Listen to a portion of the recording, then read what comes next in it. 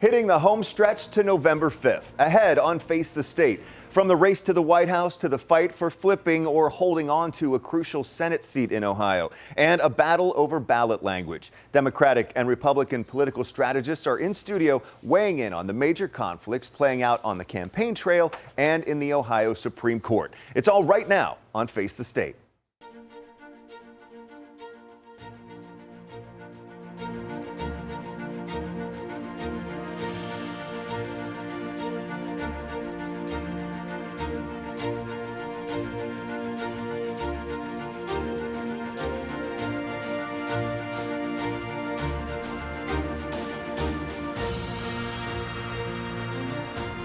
Thanks for joining us for Face the State. I'm Doug Petcash. The convention stages for both the Republicans and Democrats have now been torn down, setting the stage for the 2.5-month stretch to the November 5th general election.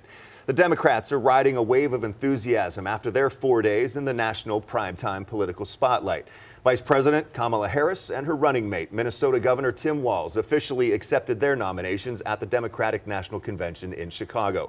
A month earlier in Milwaukee, former President Donald Trump and his running mate, Ohio Senator J.D. Vance, accepted the Republican nominations. Now, in a super tight race, both tickets will crisscross the country while focusing on the battleground states, working to win every possible vote ahead of Election Day. Joining me now to break it all down from both sides of the political aisle are Democratic strategist Dale Butland, who served as Ohio Chief of Staff for late Senator John Glenn, and Republican strategist Terry Casey, who has worked in Ohio politics for 5 decades and served on the Franklin County Board of Elections for 14 years. Gentlemen, thanks again for being here, both. Good to be here. Appreciate it. Well, Dale, let's talk first about the Democratic National Convention. What is your big takeaway as a Democratic strategist from this convention this year? Well, Doug, I've been to 6 Democratic National Conventions, and none of them could match the energy and excitement and unity that we saw in this one. And unlike Donald Trump and the Republicans, who got no bounce in the polls out of their convention in Milwaukee, I'll be shocked if next week's polls don't show Harris with a lead now that is outside the margin of error. And how about for you on the other side when you watched the DNC? What's your big takeaway, Well, Terry? I'll give credit to the Democrats. Their convention, like the Republican, fired up the base. Both bases are excited. The question now, we've got 72 days to go to election. That's 10 weeks. The question is, where are the independents at, the swing voters, in the 6 to 7 key pivot battleground states? Ohio's not one of those, but where will things be? And then also, what are the policy specifics? Because hope and joy are not really something you can take to the grocery store or the gas station to pay the bills. So the question is, where are the policy specifics? Hopefully we'll find out more soon. Let's talk about that, Dale. My question is, how do the Democrats now capitalize on that surge of enthusiasm going forward over these 72 days? What gives me real hope is that the Democrats made this convention about what I call the 2 F's, freedom and the future. All successful elections are about the future. And that's why Harris's slogan of "we won't go back" is so powerful. Meanwhile, Trump and his MAGA allies revel in their intolerance and seem hopelessly stuck in the past. In Milwaukee, Trump reprised his tired old lounge act in which he called his opponents childish names. He complained about the election 4 years ago that he lost but still claims he won, and also painted America as some kind of dystopian hellscape that can only be fixed, he says, by going back to some mythical past when America was great but no longer is. How about for you, Terry? Well, one of the examples is she did promise to end the housing shortage, but there were no specifics because housing in central Ohio and across the nation is built when private companies like MI Homes, can they borrow the money at a reasonable rate? Are the supplies available? What are the costs? How do you drive down the costs? So the details, the specifics are important because people want to know more, not just a promise, not platitudes. How are you actually going to accomplish the goals? So how do the Republicans, though, combat this surge that we've seen since Harris has taken over for Biden and now the bump out of the potential bump out of the DNC? Well, I think September 10th is going to be one of the key dates because you're going to have a debate with the 2 candidates. And there's going to be specifics there. There's going to be questions asked. And you've got to do more than just joy and hope. and nice platitudes. You've got to actually have specifics on how you're going to accomplish these things. And also, if you've noticed, the unemployment rate is starting to creep up. There's a lot of questions on some of the economic numbers. Where's the economy headed? So I think the economy is going to continue to be the big issue, and those are going to be the questions. Is she going to keep on doing what Biden has done for the last 3.5 years, or has she got something new? Yeah, so what does have to be the focus now for 72 days for the Harris-Walz ticket? Well, unlike Trump, who always makes the election, any election, about himself, I think Harris and Walz have to keep making this election about the voters and how they plan to make their lives and the lives of their families better and easier. And then they need to keep making the contrast with Trump, who not only remains a threat to democracy, but constantly reveals himself as small, petty, and so self-absorbed that the only thing he cares about is himself and his gripes and grievances and plans to exact retribution on his enemies. For the Republicans, Terry, then, for Vance and for Trump, then what do they need to focus on in the 72 days? They need to focus on policy, because in the Thursday night, there was no mention about China. Where's she at on energy, drilling? I mean, she's been on both sides of fracking as an example now. So again, the policy specifics matter, because people are going to vote ultimately, I think, with their wallets. And do they feel things are better, or are we going to have a continuation of what we've had for the past 3 years? Ever since the Clinton campaign way back in the 90s, when it's the economy, stupid. Is it that again this year when we look at inflation, the high cost of housing, mortgage rates, that sort of thing? Well, that will certainly be a part of it. But remember, inflation, which, let's all be honest here, okay? In 2020, inflation was down, gas prices were down, because we were in the middle of a global pandemic. Nobody was driving anyplace. No one was going to their job. No one was going to restaurants. No one was buying anything. So, of course, inflation was down. Now it's down to, it got high. Now it's down to 2.9%. So it is falling. In the meantime, Biden also created 800,000 jobs. 800,000 jobs in 4 years, the highest number of jobs in 4 years of any president in American history. There was just that revision, though, from labor about the 800,000 overcount. But here's what was not revised. When Trump left office, he was the first president since Herbert Hoover to leave office with fewer jobs than we had when he came into office. Terry. Well, one specific she has given us is that she wants to do a 33% increase in the corporate income tax. And we might say, well, that's just rich corporations. But where you work, Doug, does this corporation have money to give you pay increases for the future? Does the pizza shop owner? Does the grocery store owner? So that's just one specific. She's given a 33% The pizza store owner is not going to be paying an increased corporate tax, Terry. We're talking about major multinational corporations. And please, if you think they're paying enough tax, great. Most people don't. Well, this would give us one of the highest tax rates in the whole world for corporations. So there's legitimate questions of, she's given one specific, but it's a 33% tax hike that'll impede down to other people. So pocketbook issues once again for voters. I think that's what's still the most important, and the polls show it. Let's talk about the big Senate race here, too. The way this is all shaping up with this Democratic bump and everything since Harris took office, what are you seeing, Terry, in your opinion, that's the way that's shaping up in this race between Bernie Moreno on the Republican side and longtime incumbent Democrat Sherrod Brown? Good or bad, Moreno's been slow to get on the TV airwaves, and the warning for the next 10 weeks is have your mute button handy, because there's going to be just a huge number of commercials on both sides. And to me, the key summary point and question is Brown is maybe up in most polls 3 or 4% over basically an unknown opponent. How does he sustain it once the TV air wars get evened out and people focus on some of the issues? And for you, Dale, how do you see this shaping up now coming into this home stretch? I will be honest. Before Biden dropped out, I thought Trump was going to win Ohio by the same roughly 8-point margin that he did in 16 and 20. Mm-hmm. And if that happened, I thought, because voters don't split their tickets anymore, I thought that would probably be enough to take Sherrod down. However, with Harris now surging, Harris doesn't need to win Ohio, but if she can reduce Trump's winning margin to, say, 3 to 5 points, that might be enough to let Sherrod squeak in, especially since the guy he's running against is no more likable than J.D. Vance.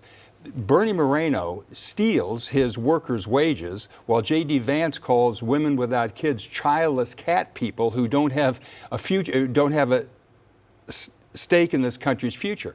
They both need a personality transplant. I would agree with Dale that the margin in the presidential in Ohio will be a key factor, but Brown can't escape the fact that I think he's 98 or 99% was aligned with Biden in all of his votes on different kind of things. Even though he's been running commercials to make it sound like he's Trump light, the reality is his voting record is very different. At least the last two elections for Senator Brown have not matched up with presidential elections. Does that make a big difference in this one? Say that once more. I believe the last two elections for Senator Brown did not line up on presidential election years. Yes, that is correct. And is that a big different wild card this year? Yes, although it didn't used to be. Back in the old days, back when I was working for John Glenn and Howard Metzenbaum, it was commonplace for Ohioans to vote for the candidate of one party for president and a different one for Senate. 1980, great example. Ronald Reagan beats Jimmy Carter in Ohio by 500,000 votes. John Glenn won his reelection by 1.6 million in that same election. That doesn't happen anymore. So that's why if the person running at the top of the ticket on the Republican side, for example, has a huge margin, that oftentimes sinks everyone down ballot in the other party. That's why I say it's not necessary for Harris to win, but if she can shrink Trump's winning margin in Ohio down to 3 to 5 points, I think Sherrod can win. But in some of those cases that Dale cited in the past, Republican candidates didn't have much in candidates, didn't have much money. So there's going to be good or bad, lots of money on both sides, tens of millions of dollars in the last 2 months, and we'll see who can better frame the questions and issues and message. All right. We're going to leave that conversation here. Gentlemen, stick around. We've got another topic to talk about coming up. Still ahead on Face the State, words matter. A battle over the words you'll see on a ballot measure is now in the state Supreme Court. The back and forth over how Ohio's political maps are drawn. Plus, a new U.S. citizen says the words in a letter from the Secretary of State offended him, while the Secretary says he's just doing his job.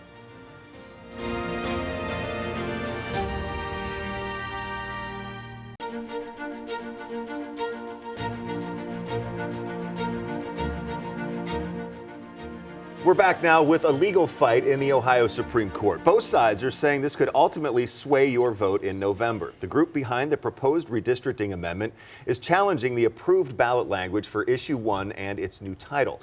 Citizens Not Politicians is accusing Secretary of State Frank LaRose of creating biased and misleading language that's 3 pages long compared to their proposal, which is just 5 bullet points. As of now, here is what will be on your ballot. Issue 1's title will be to create an appointed redistricting commission not elected by or subject to removal by the voters of the state.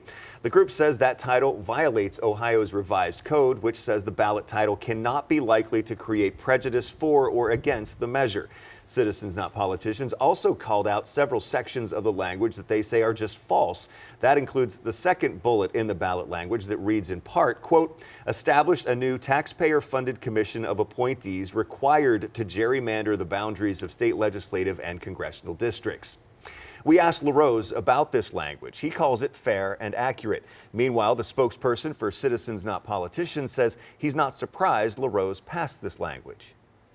Frank LaRose is the gerrymanderer in chief. He voted with the current redistricting commission 7 times to impose gerrymandered maps on the citizens of Ohio. He likes gerrymandering. He wants to keep the system exactly as it is. He has said that publicly. I deeply disagree with the 7 decisions by the Ohio Supreme Court, and those decisions were all made with a 1-vote majority. That 1-vote majority came from a former Republican who's now, I guess, a Democrat. I think it's important for people to know that the system that we have right now that does protect against gerrymandering is going to be removed and replaced with a system that I think is deeply flawed. We're not going to stand for it. People are fired up, and we're going to pass this thing. As a reminder, Issue 1 aims to replace the current congressional map-making process and legislative that's made up of 7 lawmakers with a 15-member commission equally divided among Democrats, Republicans, and independents. No politicians, lobbyists, or political party members will be allowed on the commission. There will also be public meetings for people to weigh in on the maps. Now let's bring back our Republican and Democratic political strategists, Terry Casey and Dale Butland. This is the only statewide issue on the ballot this November, and the group behind it says they do have bipartisan support. Terry, starting with you on this issue, what do you think of this debate over the ballot language? Well, the Supreme Court, I think, will sort it out. I think they'll do a little fine tuning. The problem is this proposal is 13,000 words. And it is very complex and it is very confusing. And good or bad, unlike last year on the 2 different abortion-related issues, redistricting is not something that people are talking about at the barbecue and at the kitchen table. And so what's going to decide it is the commercials. And already the yes side has an advantage because they've got about 18 million in TV time already bought from out-of-state secret money. We don't know exactly where it came from. So the yes side's got the advantage because they're going to have the money. We'll see whether the no side can have the money and what will their message be. What do you make of the battle? Because the Secretary of State is Ohio's chief elections officer, he's not supposed to be a partisan hack. But Frank LaRose is, and that makes him a disgrace to the office he holds. Last year, he tried to rig not 1, but 2 statewide ballot initiatives having to do with a woman's right to choose. Fortunately, Ohioans saw through it, and they overwhelmingly ended Ohio's extremist abortion ban and enshrined the Roe v. Wade standard into our Constitution. This year, Rose is back. And this time he's trying to confuse voters who only want to end partisan gerrymandering because they know that in a democracy, voters are supposed to be able to choose their politicians, not the other way around. I think voters are a lot smarter than Frank Rose thinks they are, and I think this November they will overwhelmingly vote yes on Issue 1. We'll see what the Supreme Court does, how that ballot language ends up being, and then ultimately how it plays out on November 5th. Gentlemen, thank you both so much for your input today on all of these different topics. I appreciate your time. Well, also this week, the Secretary of State's team claims to have discovered evidence of non-citizen voter registrations. Secretary LaRose says 597 people were identified. 138 of them appeared to have also cast a ballot in the past. 10 TV's Tara Jabbour talked to an Otterbein University professor who received a letter from the Secretary of State's office threatening jail time. The professor recently became a U.S. citizen. He says he was offended by the language in that letter. The Secretary of State says that was not the intent. The principle, why was I flagged twice? Nicholas Ross has lived in the United States for 28 years. He came to the U.S. from England on a student scholar visa. He met his wife in the U.S. and they got married in 2000. Since then, Ross has held a green card, and this year he decided it was time to get his United States citizenship. I have 2 sons. I thought, well, I'm staying in the United States. It's long been on my mind to become a U.S. citizen. Voting matters to me. I decided it was time. At Ross's naturalization ceremony in May, he also registered to vote. I want to stay in this country. I'm retiring in this country. My wife and kids are U.S. citizens, and I felt voting is important and being more engaged in that way. In July, he got a letter from Secretary of State Frank LaRose's office. I received this letter 3 weeks after becoming a U.S. citizen, saying that I'd been flagged for suspicious. My voter registration was viewed as suspicious, that it is a crime, and it said that I may be referred for prosecution. Ross sent the letter back in order to verify his citizenship. No U.S. citizen wants to receive a letter saying, we think you've broken the law and you may be facing prosecution when you know you have done everything completely correctly. Ross is able to vote. He did not immediately update his license at the BMV, showing his citizenship status. And that is why the Secretary of State's office flagged his voter registration. Today, I brought Ross's concerns to the Secretary of State, Frank LaRose. He was explaining to me basically that he felt offended, right? Because he was a U.S. citizen and he felt that the language in that letter was threatening because it suggested jail time. What is your response to someone like that who is a U.S. citizen and felt offended by that first letter? First of all, we don't want to offend anyone, but I'm going to carry out my duty. And whether somebody has sort of delicate sensitivities about that or not, I've got to do my job as the Ohio Secretary of State. Ultimately, Ross will get to vote in the November election, something he says he's been looking forward to. I'm really excited to vote, actually. I am, and my family will tell you I have strong opinions about politics, so I do care, and I want to have a voice. The deadline to register to vote in Ohio is October 7th. Next on Face the State, a life and death penalty matter.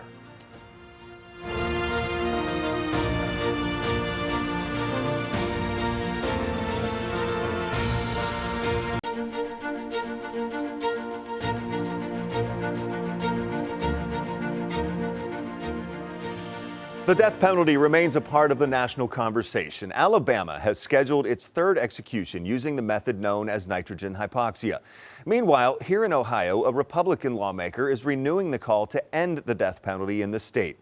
State Senator Michelle Reynolds says the main reason is her belief in the sanctity of life. And she says the time is right to have that conversation because there have been no executions since Governor Mike DeWine took office.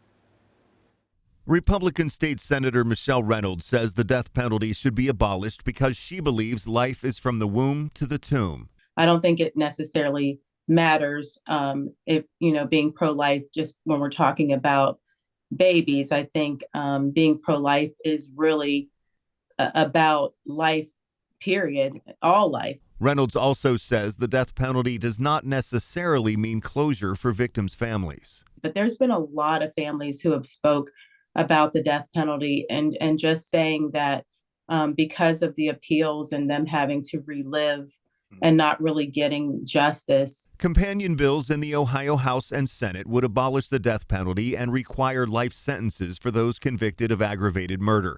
Just this past June, the Ohio Legislative Black Caucus pushed for them to be passed. The bills have bipartisan support, but have not moved out of committee since being introduced in 2023. Reynolds and House Minority Leader Allison Russo say bipartisan support continues to grow, but believe it could take a long time to make a major policy change on the death penalty. Based on, I think, what I have seen and the priorities of the majority party in this state, I suspect that this is something that is going to take a number of years. According to this year's Capital Crimes Report, 119 inmates are sitting on Ohio's death row. The state carried out its last execution in 2018. Governor Mike DeWine has instituted an unofficial moratorium on executions, citing the lack of lethal injection drugs, and has said there will be no executions while he is in office. Even if it takes a while for us to get this right, I mean, it just seems like there's been this stay and we're in limbo. And I think that that's the closure we need to move this forward. According to the Death Penalty Information Center, the 23 states in yellow on this map have no death penalty, including the Midwestern states of Illinois, Michigan, Wisconsin, Iowa, and Minnesota. Washington, Colorado, and Virginia abolished their death penalties within the last 6 years. Reynolds believes it's time to be in this group. I just think that at this point, we can join other Midwestern states and move forward in this conversation. And I think it's a conversation worth having. Meantime, some Ohio leaders are pushing to end the unofficial moratorium on the death penalty. The push to restart the death penalty in Ohio is happening in the General Assembly. House Bill 392 is currently in the House Government Oversight Committee. The bill would allow inmates to choose to have lethal injection or nitrogen hypoxia for their executions. If the injection drugs are not available, then nitrogen would be used. Again, Governor DeWine initially paused executions because of the lack of lethal injection drugs. That's all of our time for this Sunday morning. Thank you so much for joining me this week for Face the State. I'm Doug Petcash. I'll see you next Sunday at 11:30.